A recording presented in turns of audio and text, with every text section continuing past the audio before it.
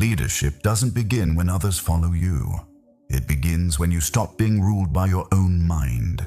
Before anyone listens to your words, they feel your state. Before anyone trusts your direction, they sense your control. And before you ever lead people, you are already leading something far more difficult. Your thoughts, your emotions, your impulses, and your standards. This is the part of leadership no one talks about. Not the speeches, not the titles, not the authority given from the outside, but the quiet, invisible work of self-command. Because here is a truth that rarely gets said clearly. You can have intelligence without leadership. You can have confidence without leadership. You can even have power without leadership. But you cannot lead anyone consistently, calmly, or sustainably if you cannot lead yourself. Every breakdown in leadership begins internally, not with a bad decision, but with a moment of lost control, a reaction instead of a response, an emotion that went unchecked, a standard that was compromised, a moment where comfort was chosen over discipline. And once that happens, authority starts to leak. People may not say anything, they may not confront you, but they feel it. Leadership is not what you claim. It's what your presence communicates when you say nothing at all. This audiobook is not about managing others. It's not about motivation. It's not about charisma, influence tactics, or how to sound impressive. This is about something far more fundamental. Self-leadership, because self-leadership is the root system of all real authority. If the roots are weak, no amount of external success will keep the structure standing. If the roots are strong, even silence carries weight. Over the next 60 minutes, we are going to strip leadership down to its core. Not what looks good on the outside, but what actually holds when pressure shows up. You will learn how leadership is built through self-control, how emotional discipline creates calm authority, how standards, not moods, define who leads and who reacts, and why clarity inside the mind always comes before confidence in the world. You will not be asked to hype yourself up. You will not be told to believe harder or feel more motivated. Instead, you will be challenged to develop command. Command over your reactions, command over your inner dialogue, command over what you tolerate, what you allow, and what you repeat. Because leadership is not an act you perform, it is a state you maintain, and that state is built privately, long before it is ever seen publicly. Throughout this audiobook, we will move through 8 core principles of self-leadership. Each one is simple, but none of them are easy. Each one removes noise, excuses, and emotional clutter. And each one brings you closer to the kind of leadership that does not need to announce itself. You will learn why self-control is the first form of leadership. Why mastering your emotions matters more than expressing them. Why discipline outperforms motivation every time. Why standards, not titles, create authority. Why clarity sharpens confidence. Why leaders live in the pause between stimulus and response. Why consistency builds trust, starting with yourself. And finally, how becoming the person you respect internally is what makes others follow externally. This is not about becoming louder. It is about becoming steadier. It is not about proving anything. It is about removing the need to. Because the strongest leaders are not the most reactive. They are the most regulated. They do not rush to speak. They do not rush to defend. They do not rush to explain. They move with intention. They act from standards. And they lead first, internally. As you listen, don't rush. Let the ideas settle. Notice where resistance shows up. That resistance is information. If something here feels uncomfortable, that's not a problem. Discomfort is often the signal that growth is nearby. By the end of this audiobook, you won't be given a title. You won't be handed authority. But you will have something far more valuable. A framework for leading yourself when no one is watching. A way to remain grounded under pressure, and a standard you can return to again and again when the world gets loud. Because before you lead a team, before you lead a family, before you lead a business or a vision, you must lead yourself. And that is where we begin. Chapter 1. Self-control is the first form of leadership. Leadership does not begin with vision. It does not begin with confidence. And it certainly does not begin with influence. Leadership begins with self-control.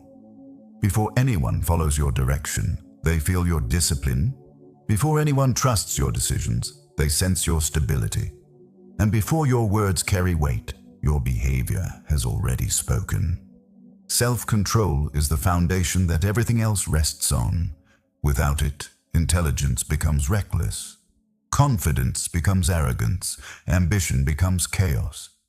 With it, even quiet actions feel authoritative. Self-control is not about suppressing who you are. It is about governing who you become in every moment that matters. Because every leadership failure starts the same way, with a moment of unchecked impulse, a reaction instead of a response, a tone that slips, a decision made too fast, a boundary that bends just this once. And in that moment, something subtle happens. You lose command, not over others, but over yourself. Leadership does not collapse loudly. It erodes quietly. Self-control is what prevents that erosion. It is the ability to pause when emotion rises, to hold position when pressure pushes, to remain steady when the situation invites chaos. This is why self-control is the first form of leadership. Not because it looks impressive, but because without it, nothing else lasts. Think about the leaders you respect most.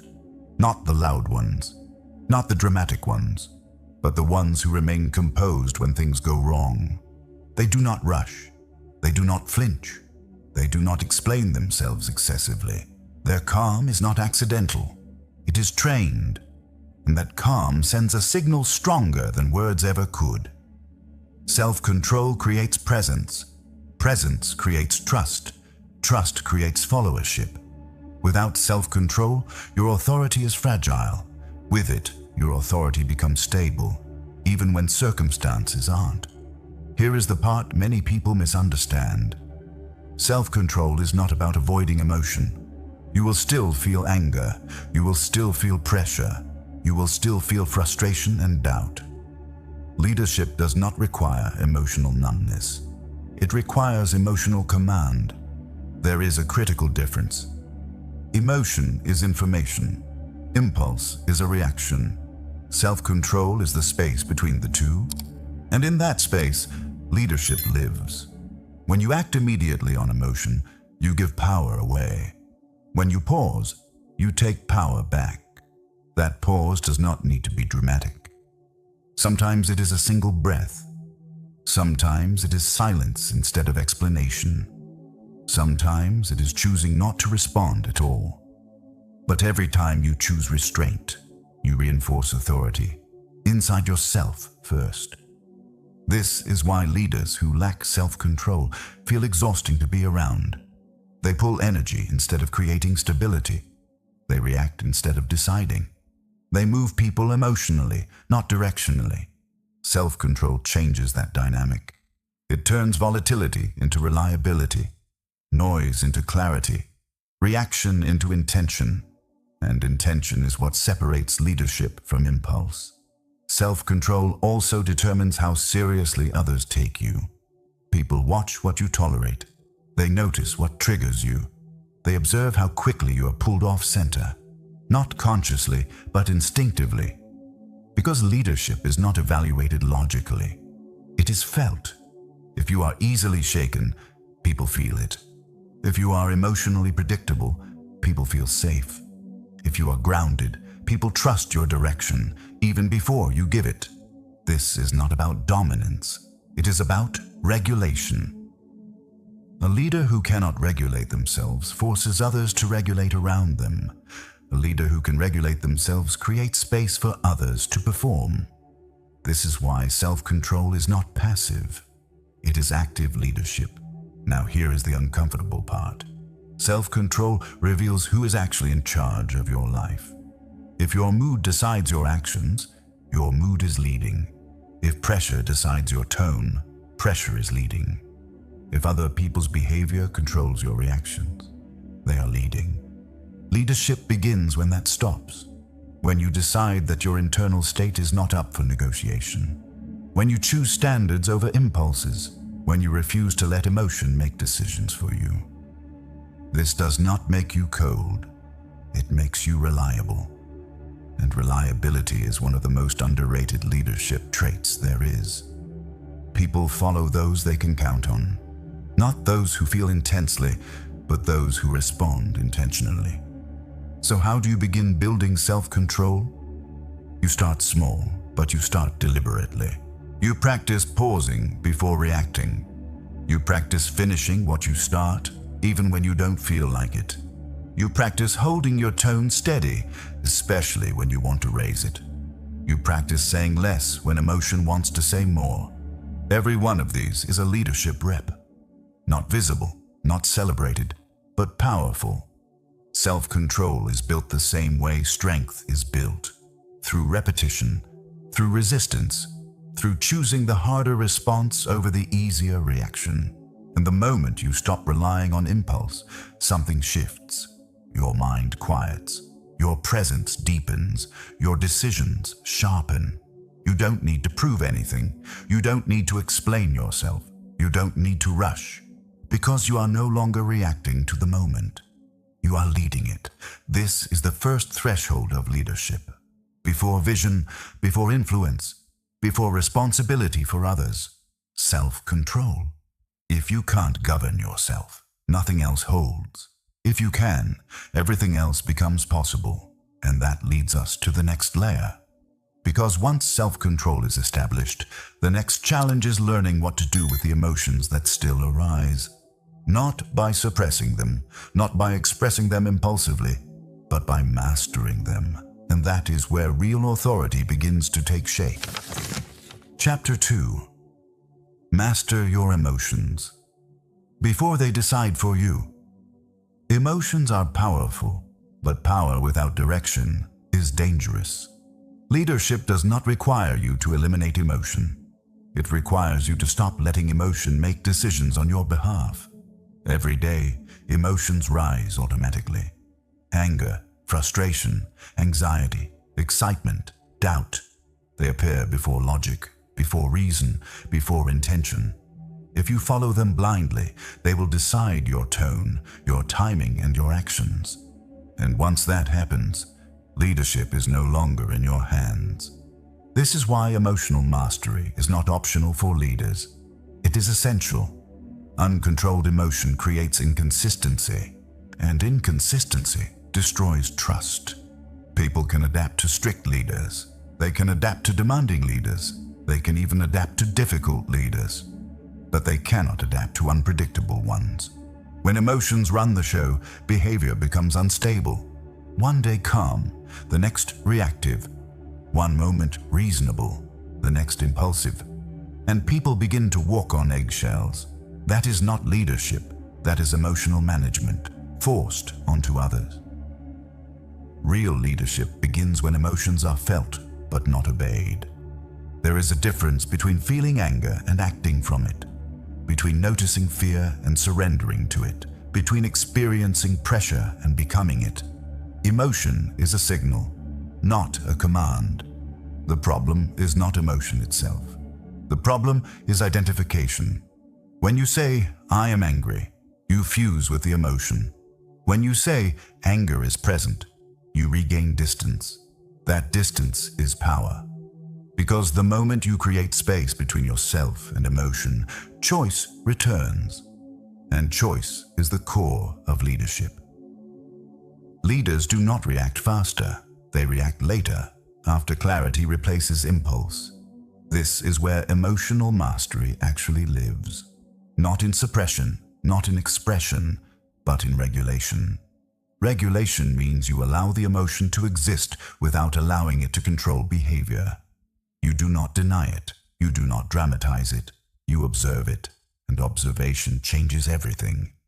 When you observe an emotion, it loses authority. When you obey it, it gains control.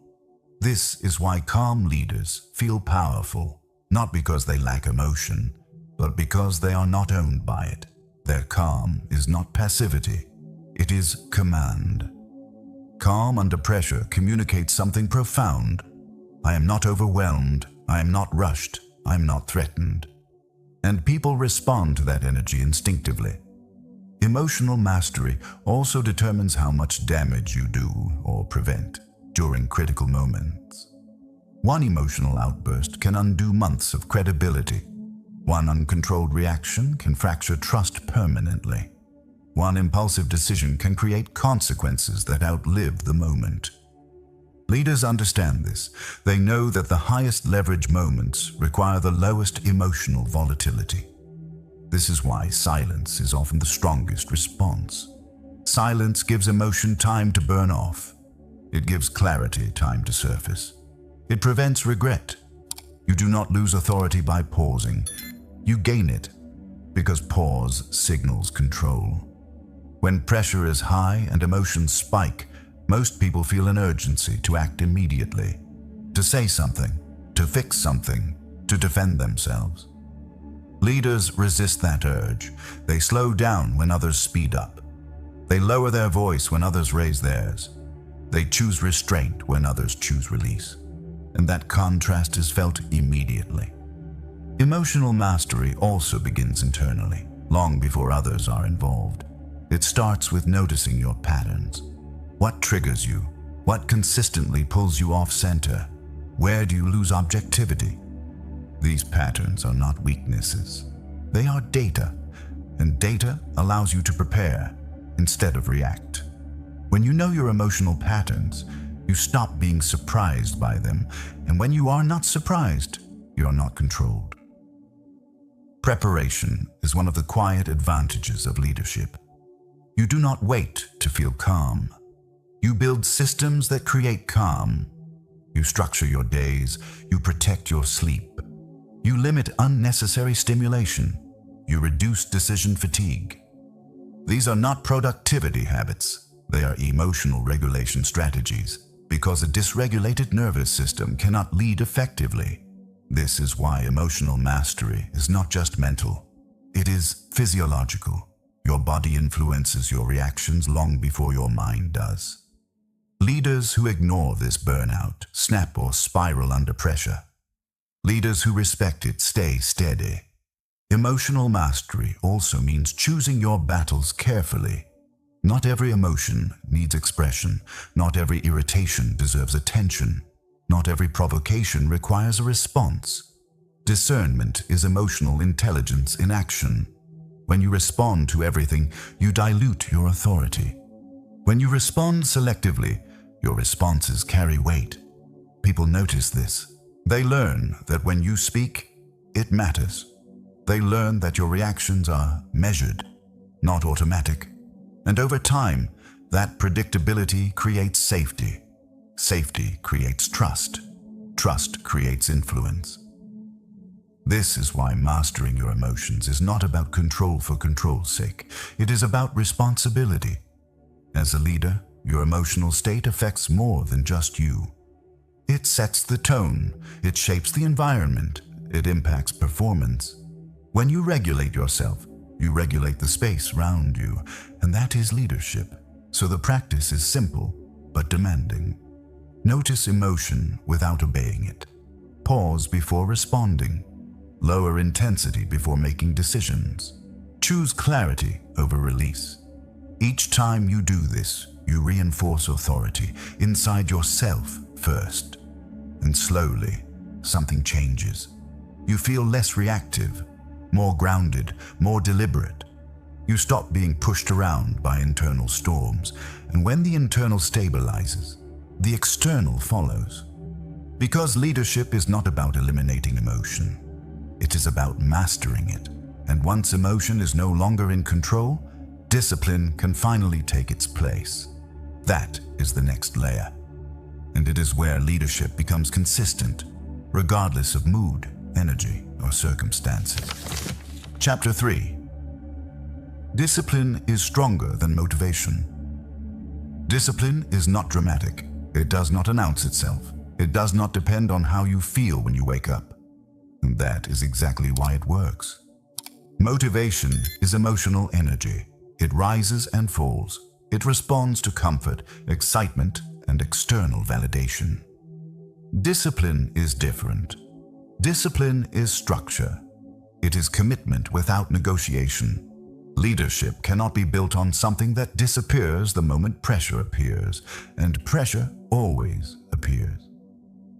This is why discipline outlasts motivation every single time. Motivation feels powerful in the beginning. It creates momentum. It creates excitement. It creates the illusion of change. But motivation is reactive. It needs conditions to be right. Discipline does not. Discipline functions when conditions are wrong, when energy is low, when confidence is quiet, when no one is watching. That is where leadership is actually formed. A disciplined leader does not ask, "Do I feel like it?" They ask, "What needs to be done?" And then they do it. Not perfectly, not heroically, but consistently. Consistency is what separates discipline from intensity. Intensity is impressive for a moment. Consistency is impressive over time. Leadership is not proven in bursts. It is proven in patterns.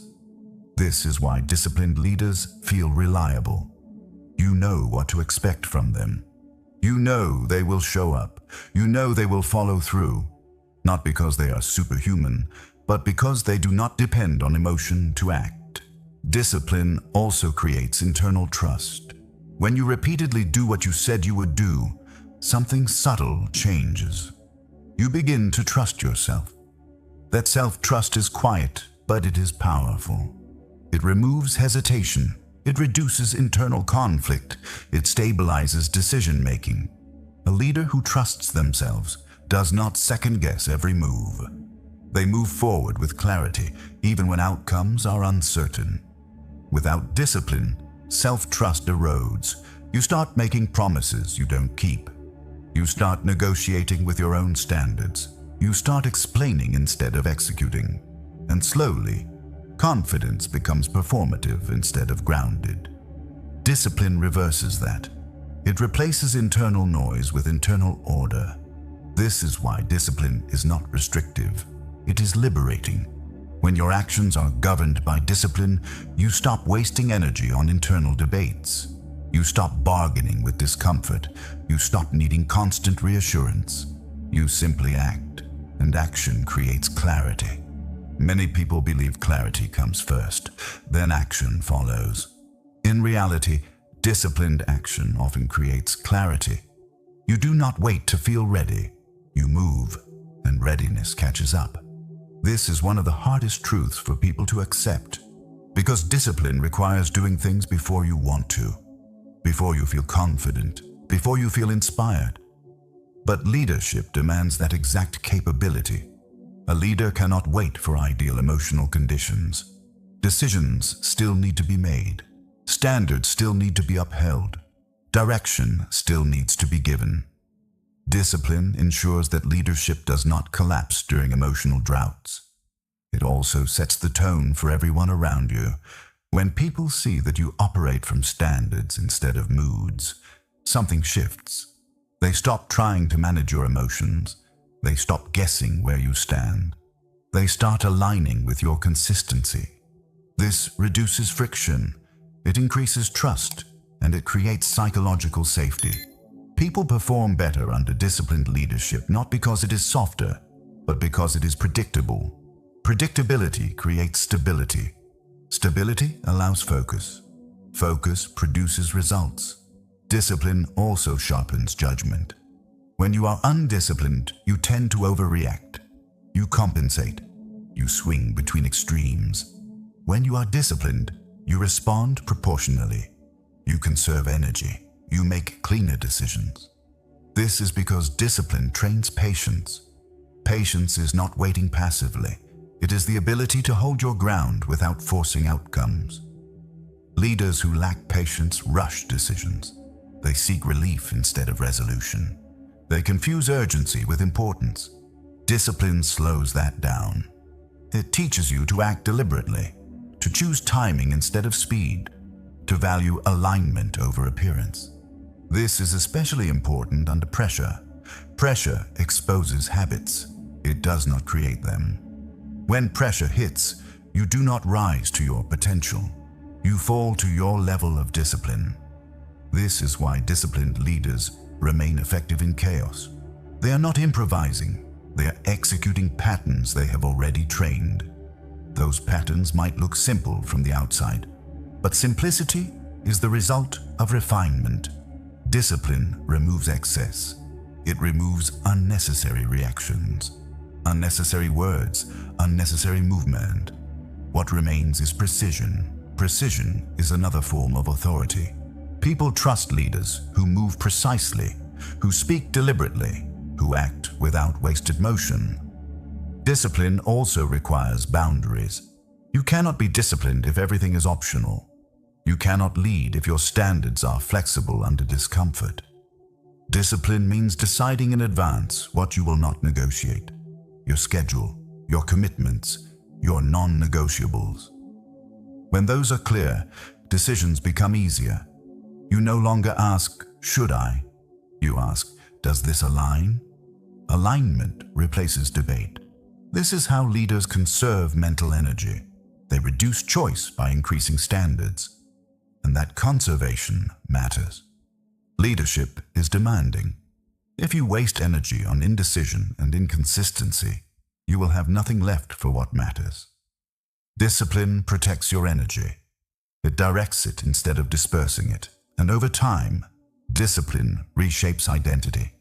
You stop seeing yourself as someone who tries.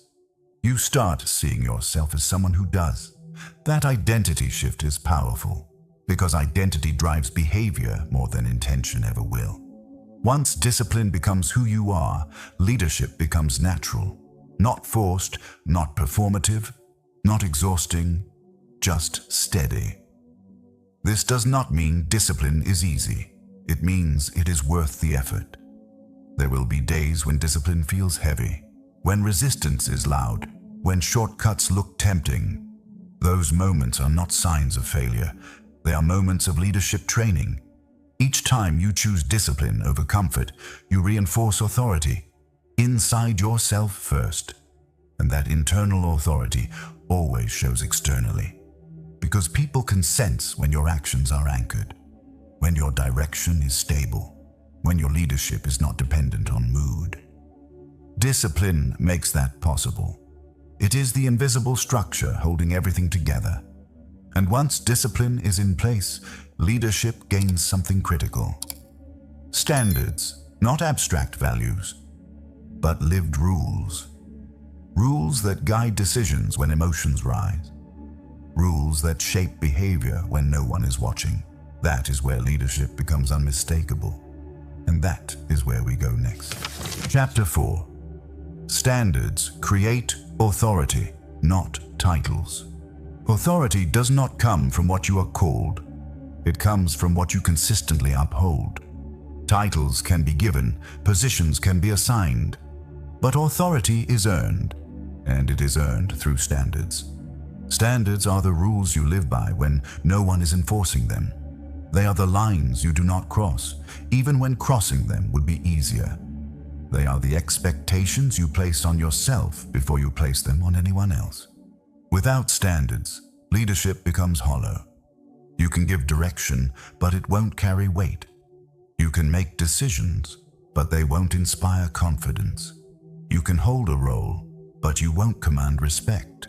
Because people don't follow words, they follow consistency. Standards create that consistency. A leader with weak standards sends mixed signals. One day something matters, the next day it doesn't. One moment, discipline is enforced. The next moment, it's ignored. That inconsistency erodes trust faster than any mistake ever could. People don't need perfection from a leader, but they do need predictability. Standards make behavior predictable. They tell people what you tolerate and what you don't. They clarify what is acceptable and what is not. They remove ambiguity. And ambiguity is the enemy of authority. When standards are unclear, people test boundaries, not out of malice, but out of uncertainty. They are trying to understand where the line is. If the line moves, authority weakens. This is why standards must be internal before they are external. You cannot expect discipline from others if you excuse yourself. You cannot demand focus if you tolerate distraction. You cannot enforce accountability if you constantly renegotiate your own commitments. Leadership begins with self-imposed standards. What time you wake up, how you speak under pressure, what you finish even when motivation fades, what behavior you do not justify. These details may seem small, but leadership is built from small, repeated signals. Every time you hold your standard, you send a message. First to yourself, then to others. That message is simple. This matters. And when enough things matter consistently, authority forms. Authority is not loud. It doesn't need to explain itself. It is felt. People sense when a leader has standards because there is alignment. Words match behavior. Decisions match values. Expectations match actions. This alignment creates confidence. Not emotional confidence, but structural confidence, the kind that holds under stress. Standards also protect leaders from emotional decision-making. When standards are clear, you don't decide in the moment. You follow what you have already decided. This removes pressure. Instead of asking, "What should I do right now?" you ask, "What is the standard here?" Standards simplify leadership. They reduce complexity. They reduce negotiation, they reduce internal conflict, and they reduce the likelihood of regret. Many leadership failures happen not because people didn't know better, but because they abandoned their standards under pressure. Pressure reveals standards. It doesn't create them. If your standards disappear when things get difficult, they were never standards. They were preferences. Preferences change. Standards don't. This distinction matters. Leaders who operate on preferences feel unstable to others. Leaders who operate on standards feel grounded. Grounded leaders create trust. Trust allows people to relax. And when people relax, they perform better. Standards also shape culture. Whether you intend to or not, people mirror what you allow. If you allow lateness, you teach lateness. If you allow excuses, you teach excuses. If you allow inconsistency, you normalize it. Culture is not what you say, it is what you tolerate. This is why strong leaders are often misunderstood. From the outside, they may seem strict, reserved, uncompromising. But what they are actually doing is protecting clarity. They are removing confusion. They are reducing friction. They are creating an environment where expectations are clear. Clarity is kindness in leadership. Unclear standards force people to guess. Clear standards free people to focus. Standards also require courage. It is easier to bend a rule than to enforce it. It is easier to avoid discomfort than to uphold consistency. It is easier to explain than to maintain a boundary. But every time you bend a standard to avoid tension, you pay for it later, with authority. Short-term comfort often creates long-term instability. Leaders with strong standards accept short-term discomfort to protect long-term trust. They are willing to be misunderstood briefly rather than ineffective permanently. This is not rigidity. It is responsibility. Standards should be firm, but not arbitrary. They should be grounded in purpose, not ego, not control, not image. Standards exist to support performance, integrity, and direction. When standards serve those ends, people respect them, even if they resist at first, and over time, resistance fades. Because consistency teaches, people adapt to what does not change. This is why leaders who constantly adjust to please others lose authority. They teach people that pressure works, that persistence will be rewarded with compromise. Leaders who hold standards teach a different lesson. They teach reliability. They teach fairness. They teach that expectations apply equally. That equality matters. Nothing undermines authority faster than double standards. When rules apply to some but not others, trust collapses. When exceptions are frequent, credibility disappears. Strong leaders are not harsher on others, they are harsher on themselves. They hold themselves to the same or higher standards. This creates moral authority. Moral authority is stronger than positional authority. People may obey a title, but they respect integrity. Standards are the visible expression of integrity. They show that you live by something beyond convenience, and that is why people follow, not because they have to, but because they want to. Standards also stabilize identity. When your standards are clear, you don't reinvent yourself daily. You don't shift based on mood or approval. You know who you are. That stability is grounding. It reduces anxiety. It reduces overthinking. It reduces the need for validation. You don't ask, was that okay? You ask, did that align? Alignment replaces insecurity. This internal alignment is what makes leadership sustainable. Without it, leadership becomes exhausting. You're constantly adjusting, explaining, correcting. With it, leadership becomes simpler, not easier, but cleaner. Standards do the heavy lifting. They guide behavior when emotions rise. They anchor decisions when clarity fades. They protect authority when pressure intensifies. And over time, they define you. Not by what you say, but by what you never compromise. That is why authority is not granted by titles. It is built through standards. And once standards are firmly in place, leadership gains something essential: clarity. Because standards without clarity can still feel rigid. But clarity transforms standards into direction, and direction is what allows leadership to move forward with confidence, purpose, and calm. That is the next step. Chapter 5. Clarity comes before confidence. Confidence is often misunderstood. Many believe it is something you feel first and then act from. But in leadership, confidence is rarely an emotion. It is a byproduct, and the source of that byproduct is clarity. When your mind is clear, your actions are steady. When your actions are steady, confidence follows naturally. Not loud confidence, not performative confidence, but quiet certainty. Clarity is knowing what matters and what does not. It is understanding direction without needing constant reassurance.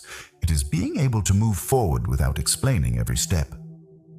Leaders who lack clarity often try to compensate with intensity. They speak more, they move faster, they project certainty they do not actually feel. But intensity cannot replace clarity. And over time, people sense the difference. Unclear leaders feel restless. They overthink. They hesitate. They change direction frequently. Not because they are incapable, but because their internal landscape is noisy. Noise destroys confidence. When the mind is crowded, decisions feel heavier than they need to be. Every option competes for attention. Every outcome feels equally risky. This creates paralysis or impulsive action meant to escape discomfort. Neither is leadership. Clarity removes that weight. When you are clear, decisions simplify. Not because they are easier, but because they are aligned. Alignment reduces friction. You no longer ask, "What should I do?" You ask, "What is the next aligned action?" That question changes everything. Clarity also stabilizes communication. A clear leader speaks with precision. They don't ramble. They don't over-explain. They don't hedge every statement. They say what needs to be said and stop. This brevity is not arrogance. It is confidence rooted in understanding. People trust clarity. When instructions are clear, people feel secure. When expectations are clear, people perform better. When direction is clear, people commit more fully. Unclear direction creates anxiety. Anxiety erodes performance. Performance issues then get mislabeled as motivation problems. But the issue was never motivation, it was clarity. Clarity also affects how you handle uncertainty. Leadership does not mean having all the answers. It means knowing which questions matter. A clear leader does not pretend certainty where none exists. They acknowledge what is unknown without losing direction. This balance is critical. Pretending certainty creates fragility. Acknowledging uncertainty while maintaining direction creates trust. People do not expect leaders to be omniscient. They expect them to be grounded. Grounded leaders know their priorities. They know their values. They know their non-negotiables. And when those are clear, uncertainty does not destabilize them. Clarity also prevents emotional hijacking. When you are unclear, emotions fill the gap. Fear exaggerates risks. Doubt magnifies obstacles. External opinions gain too much influence. Clarity acts as a filter. It allows you to hear input without being swayed by it, to consider feedback without surrendering direction, to adapt without losing identity. This is one of the most important leadership skills there is. Clear leaders are flexible without being unstable. They can adjust tactics without abandoning principles. They can listen without losing conviction. That balance is rare, and it comes from clarity. Clarity is not a one-time achievement. It is a discipline. You must regularly remove mental clutter. Unnecessary commitments, conflicting priorities, unexamined beliefs. Mental clutter creates hesitation. Hesitation erodes confidence. This is why leaders who try to do everything struggle to lead anything. Focus is a function of clarity. When everything matters, nothing does. Clear leaders are selective. They choose fewer priorities and commit deeply. This selectivity is not limitation. It is leverage. By saying no more often, their yes carries weight. Clarity also sharpens self-trust. When you understand why you are doing something, resistance weakens. When you know your direction, external doubt loses power. You stop needing validation. You stop needing constant confirmation. That independence is confidence, not emotional bravado, but internal alignment.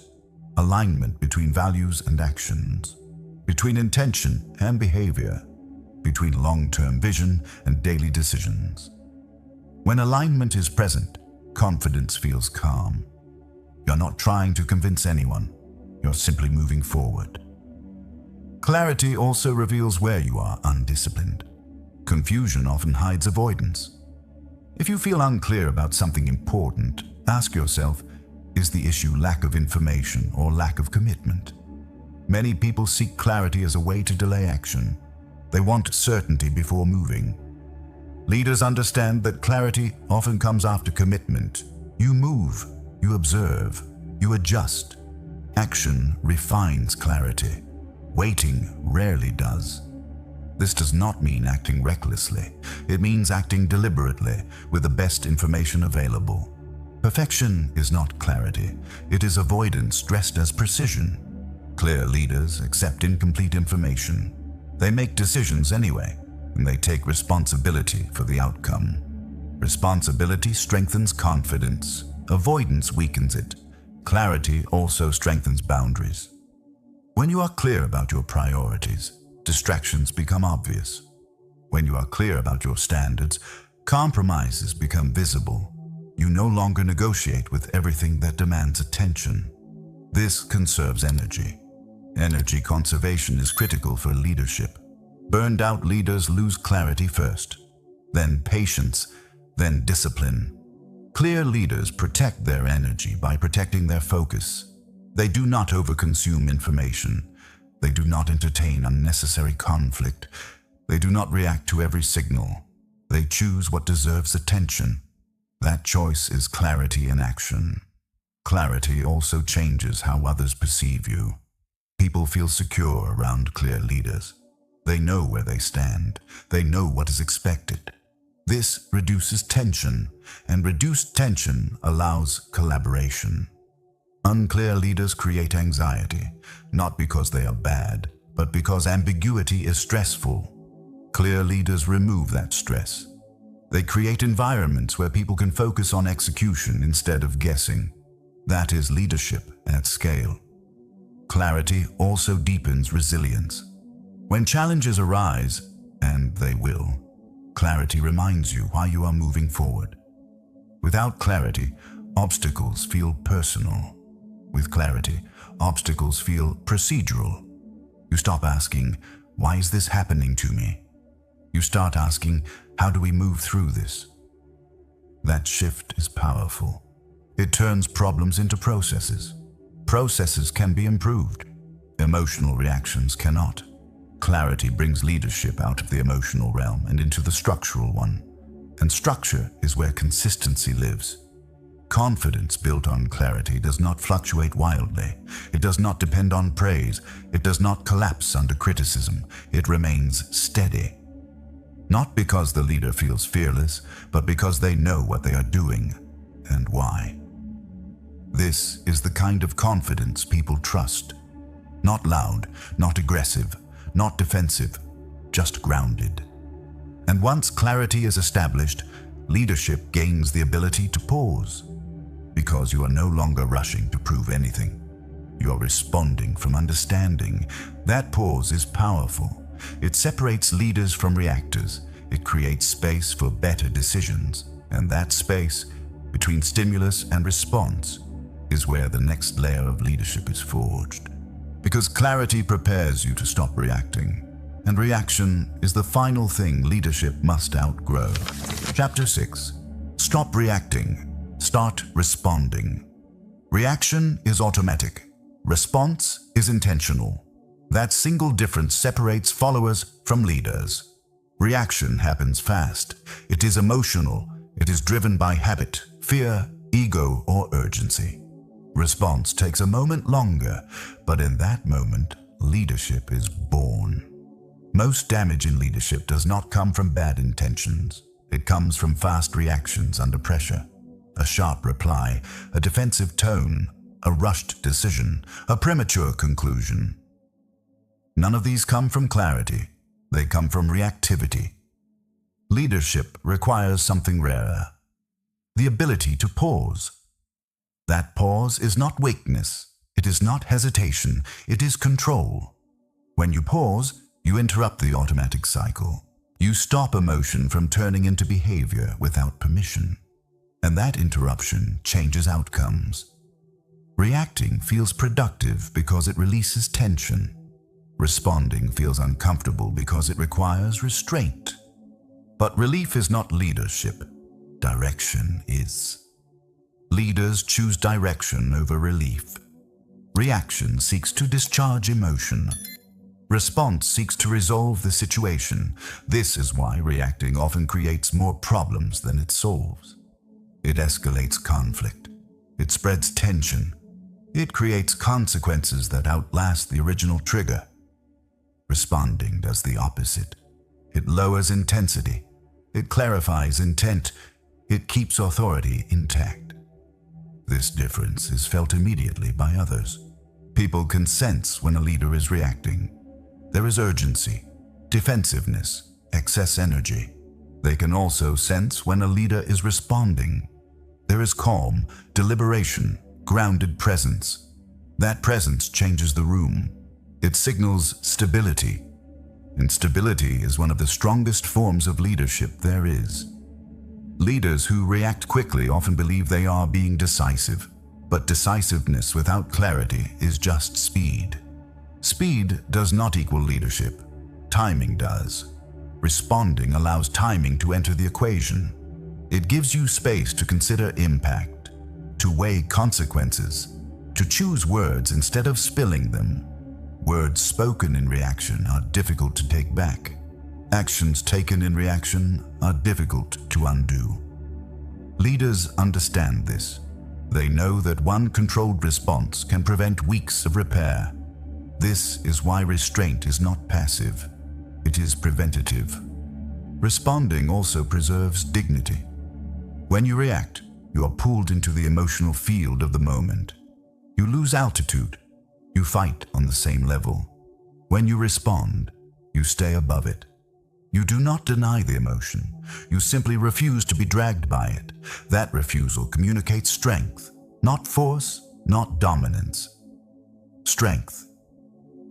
People follow those who remain composed when tension rises, because composure signals capacity. If you can manage yourself, people trust you to manage situations. This is especially important in moments of disagreement. Disagreement is inevitable. Conflict is unavoidable. But escalation is optional. Reactive leaders escalate unintentionally. They take things personally. They defend their ego. They interpret challenges as threats. Responsive leaders listen first, not because they agree, but because understanding precedes resolution. Listening slows the situation down. It removes assumptions. It creates space. That space allows better decisions to emerge.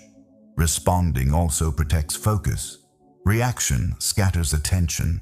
It pulls you into side battles. It drains energy. Response conserves energy. It keeps attention on what actually matters. Leaders who react constantly become exhausted. They're always putting out fires, always addressing symptoms. Leaders who respond strategically address causes. They ask, what is really happening here? What matters most right now? What outcome am I aiming for? These questions cannot be asked in reaction. They require pause. And pause requires discipline. This is where earlier principles come together. Self-control makes pause possible. Emotional mastery keeps intensity in check. Discipline prevents impulsive action. Standards guide behavior. Clarity directs response. Without these foundations, responding feels impossible. With them, it becomes natural. Responding also changes how you experience pressure. Pressure feels overwhelming when you believe you must act immediately. When everything feels urgent, nothing is prioritized. Response introduces hierarchy. It allows you to distinguish between what is urgent and what is important, between noise and signal, between emotion and reality. This distinction is critical. Leaders who react treat everything as a crisis. Leaders who respond know that most things are not. They conserve urgency for moments that truly require it. That conservation builds credibility. When you finally do act decisively, people listen. Because they know you are not reacting out of impulse. They know your actions are considered. Responding also improves communication. Reactive communication is often excessive. Too many words, too much justification, too much explanation. Response is economical. You say only what is necessary. You choose words carefully. You leave space for others to process. This economy creates authority. People trust leaders who speak with intention. They sense that words are chosen, not leaked. Responding also means accepting that not everything needs a response. Silence is sometimes the best response. Not avoidance, not suppression. Strategic silence. Silence allows emotions to settle. It prevents escalation. It creates reflection. Leaders who are comfortable with silence are rarely reactive. They do not rush to fill space. They do not rush to defend themselves. They do not rush to control perception. They understand that presence speaks louder than immediacy. This comfort with silence comes from internal stability. If you are uncomfortable internally, silence feels threatening. If you are grounded, silence feels neutral. Responding also strengthens boundaries. When you react, you allow others to set the tempo. They provoke, you respond immediately. When you respond intentionally, you set the tempo. You decide when and how to engage. This shift is subtle but powerful. It moves leadership back into your hands. You're no longer being led by external stimuli. You are leading your engagement with them. This autonomy is critical.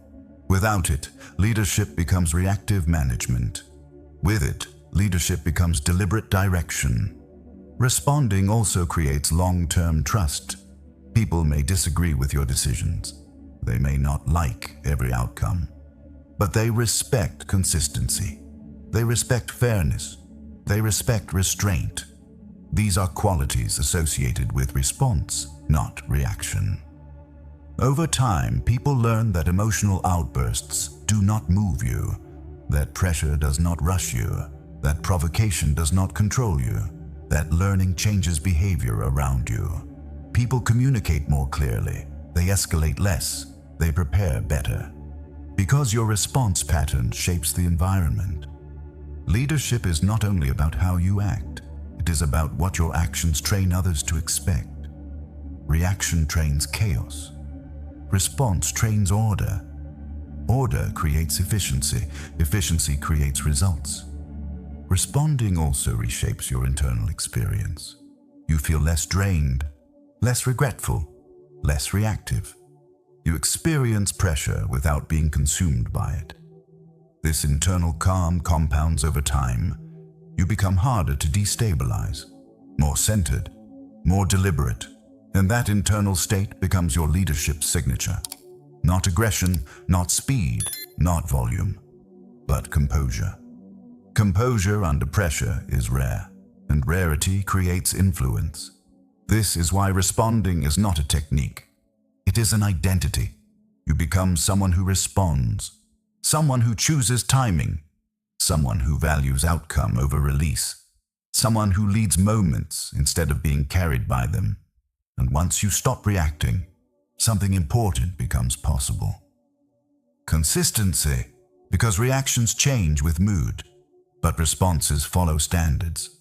Consistency is the bridge between leadership and trust, and that bridge is what we cross next. Chapter 7. Consistency builds trust in yourself. First, trust is not built through intensity. It is built through repetition. People do not trust what you say once. They trust what you do again and again. This is why consistency is one of the most powerful and underestimated forces in leadership. A leader can be talented and still untrusted, charismatic and still unreliable, visionary and still destabilizing, because talent without consistency creates uncertainty, and uncertainty erodes trust. Consistency is what turns potential into credibility. When your actions align over time, people stop questioning your direction. They stop bracing for change. They stop preparing for unpredictability. They relax. And when people relax, they focus. Focus is where performance lives. Consistency begins internally. Before others trust you, you must trust yourself. Self-trust is not a feeling, it is an outcome. It is earned by keeping promises you make to yourself, by following through when no one is checking, by acting the same in private as you do in public. When you break commitments to yourself, something weakens, not visibly, but structurally. You hesitate more, you second-guess decisions, you look outward for reassurance. Inconsistency creates internal noise. That noise shows up externally. A leader who does not trust themselves compensates. They over-explain. They seek approval. They change direction frequently, not because they are incapable, but because their internal foundation is unstable. Consistency stabilizes that foundation. Every time you follow through, you reinforce identity. You become someone who does what they say. That identity is powerful. It reduces friction. It simplifies decisions. It strengthens resolve. Consistency also removes emotional dependency. When you act consistently, you stop relying on motivation to move. You move because it is who you are. This frees you from mood-driven behavior. Mood is unpredictable. Identity is not. Leaders who operate from identity feel steady, even when circumstances are not. This steadiness is contagious. People mirror consistency. When leadership is erratic, people become defensive. They hedge. They protect themselves. When leadership is consistent, people align. They know what to expect. They know where the line is. They know how decisions will be made. This predictability is not boring. It is grounding. Grounded environments produce better results than volatile ones. Consistency also creates fairness. When rules are applied evenly, trust increases. When expectations are stable, resentment decreases. Nothing destroys morale faster than inconsistency. One person is held accountable, another is excused. One standard applies today, another tomorrow. This breeds cynicism. Consistent leaders avoid this trap. They apply standards regardless of convenience, regardless of personal preference, regardless of pressure. This does not mean rigidity. It means integrity. Integrity is consistency between values and behavior. People respect integrity even when they disagree with decisions, because they sense coherence. Consistency also protects leaders from burnout. Constant adjustment is exhausting. Reinvention is draining. When you are consistent, you do less emotional labor. You're not constantly recalibrating your stance. You're not negotiating with every situation. You operate from a stable center. That stability conserves energy. Energy conservation is critical for leadership longevity. Burned-out leaders become reactive. Reactive leaders become inconsistent. Consistency breaks that cycle. It keeps leadership sustainable. Consistency also sharpens judgment. When behavior is patterned, deviations stand out. You notice when something truly requires attention. Without consistency, everything feels urgent. With consistency, signal separates from noise. This clarity improves decision-making. You stop chasing short-term fixes. You commit to long-term direction. That commitment builds momentum. Momentum built on consistency is quiet but powerful. It does not spike and crash. It compounds. Over time, small consistent actions create massive impact. This is true internally and externally. Internally, consistency builds self-respect. Externally, it builds credibility. Both matter. A leader who lacks self-respect eventually loses external respect. A leader who has self-respect radiates confidence without effort. Consistency also trains discipline. Each time you repeat aligned behavior, resistance weakens. What was once difficult becomes automatic. This automation frees cognitive space. You no longer debate basic standards. You no longer question foundational actions. They are simply how you operate. This allows you to focus on higher-level leadership challenges. Strategy, vision, direction. Without consistency, leaders get stuck managing basics. Consistency elevates leadership capacity. It also reduces emotional volatility. When actions are predictable, emotions stabilize. You are not constantly dealing with regret, or cleanup, or repair. You experience fewer emotional spikes because fewer mistakes are made impulsively. This emotional stability reinforces earlier principles. Self-control becomes easier. Emotional mastery becomes natural. Discipline becomes identity. Standards hold. Clarity remains intact. Responses replace reactions. Consistency ties everything together. It is the thread running through all effective leadership. Without it, principles remain theory. With it, principles become behavior. Consistency also changes how others engage with you. People prepare more. They communicate more clearly.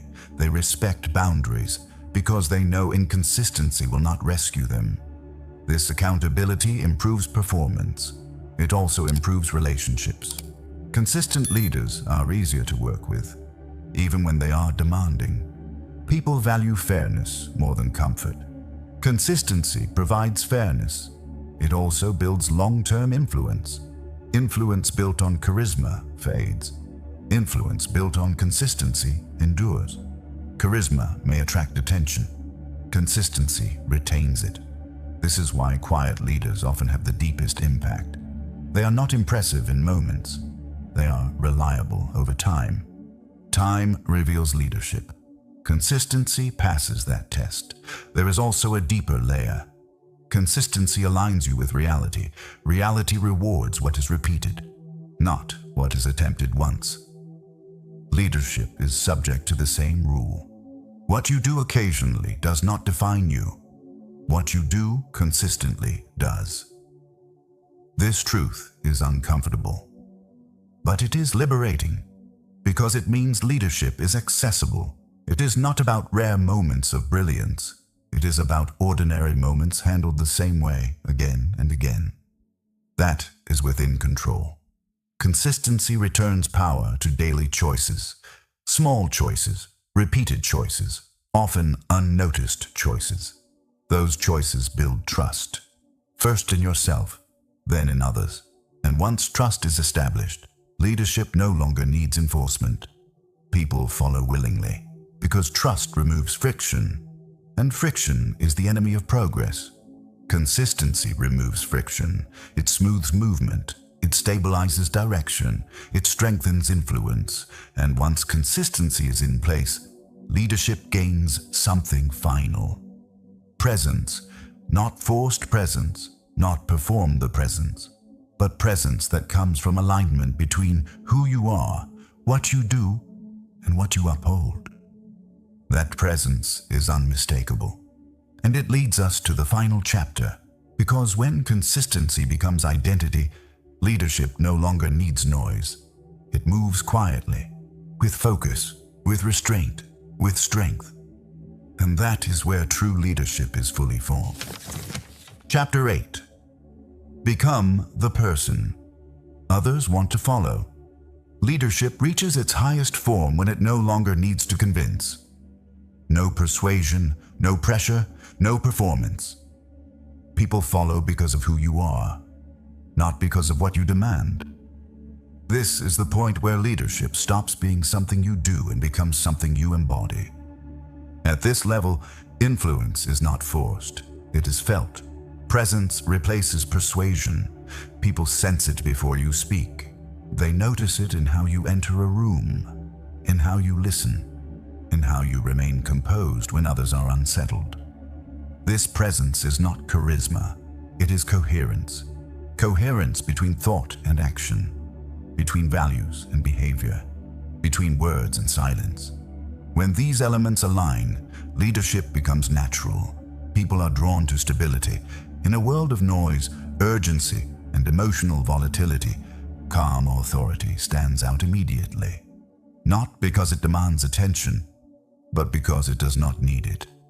This is why true leaders rarely explain themselves excessively. Explanation often signals insecurity. Presence signals certainty. The more grounded you are internally, the less you feel compelled to justify externally. People trust that.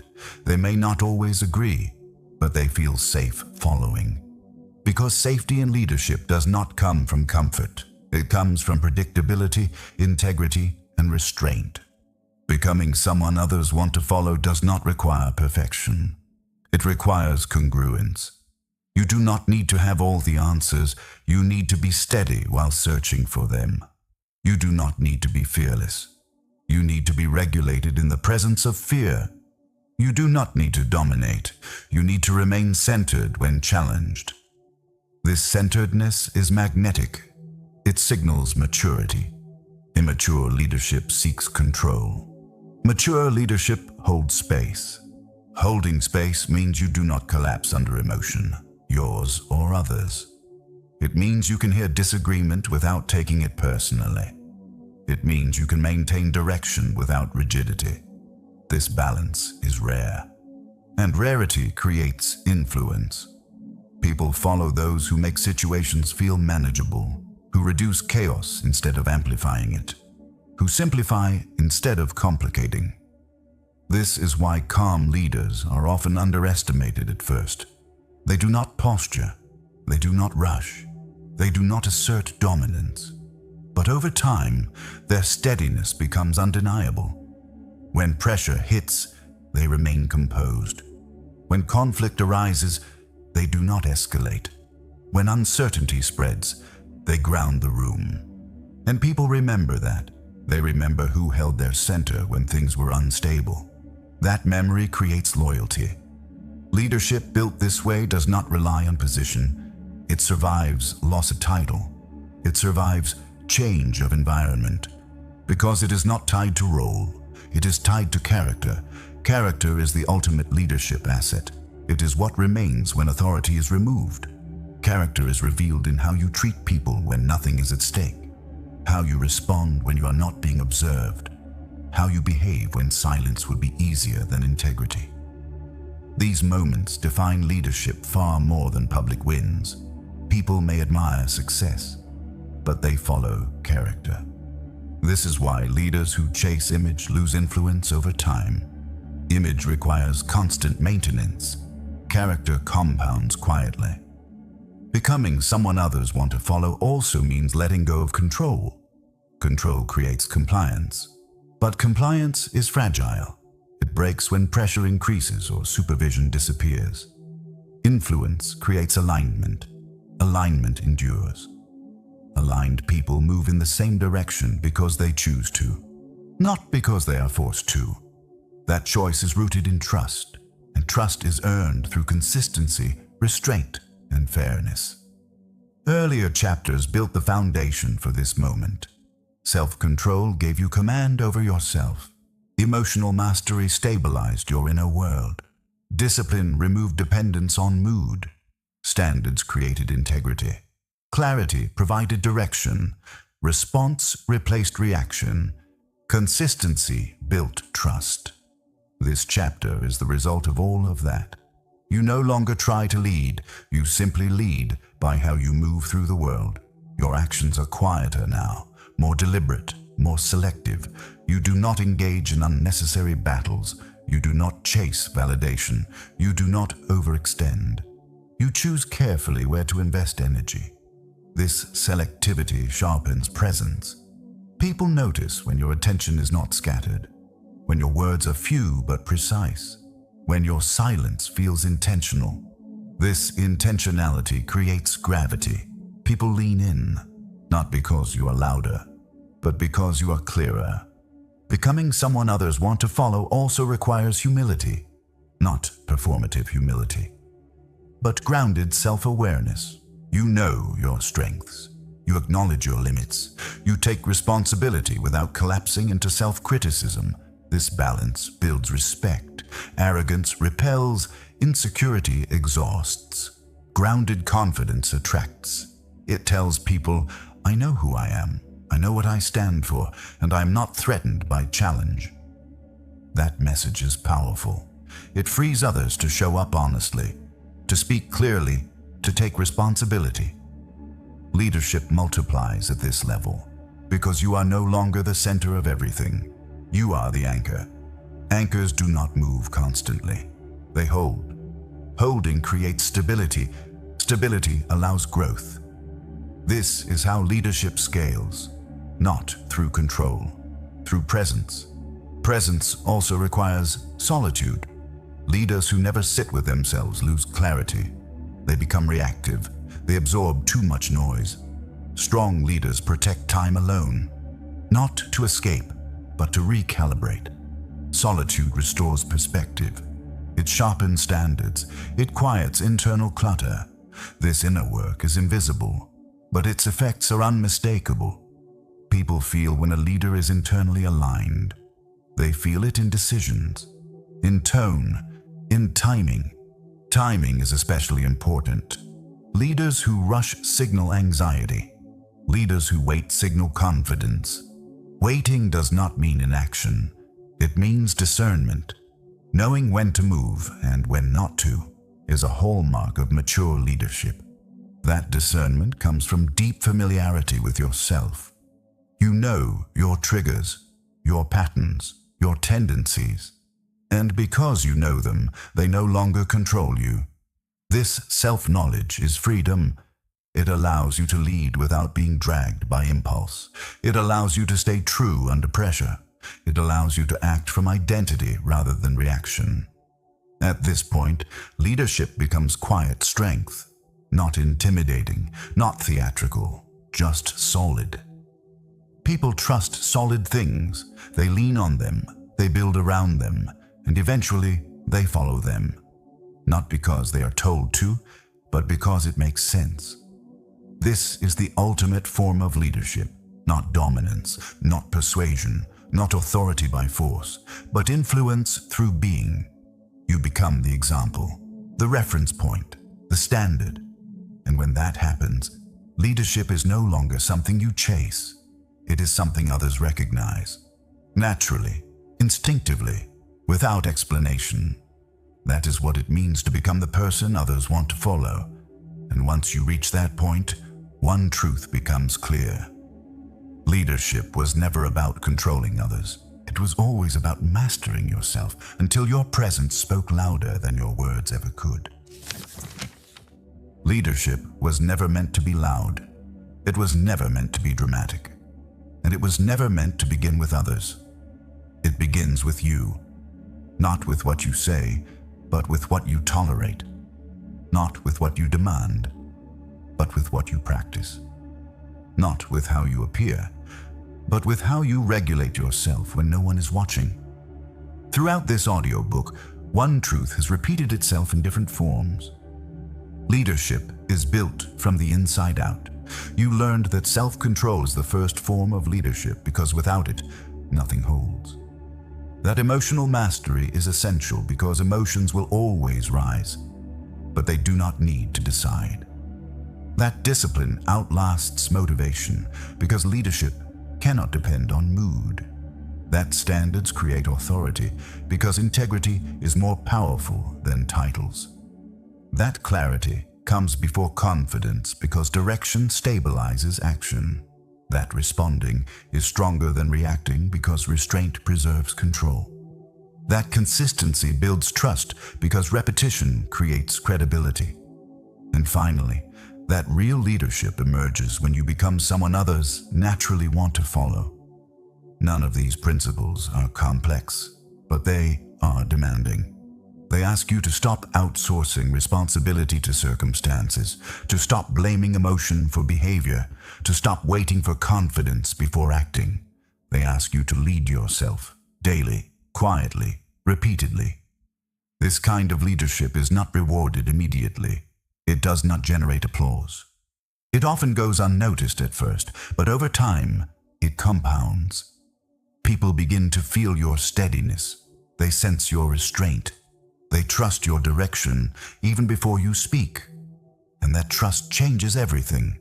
You stop needing to convince. You stop needing to explain. You stop needing to control outcomes aggressively. Because your presence does the work. Leadership becomes less effortful. Not because you care less, but because you are no longer fighting yourself. You are aligned. And alignment is powerful. It allows you to move through pressure without being consumed by it, to face conflict without escalating it, to make decisions without second-guessing every step. It gives you the ability to remain calm when others rush, clear when others panic, steady when others fracture. That is not talent, that is training, and it is available to anyone willing to practice it. So here is the invitation, not as motivation, but as direction.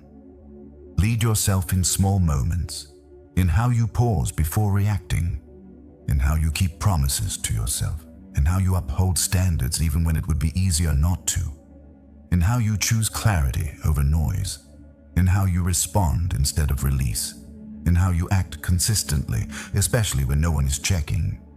These moments may feel insignificant. They are not. They are where leadership is forged. You do not need a title to begin. You do not need permission. You do not need an audience. You only need the willingness to take responsibility for your internal state and act accordingly. Because once you can lead yourself, everything else changes. Your decisions sharpen, your relationships stabilize, your influence deepens, and leadership stops being something you chase. It becomes something others recognize, quietly, naturally, without force.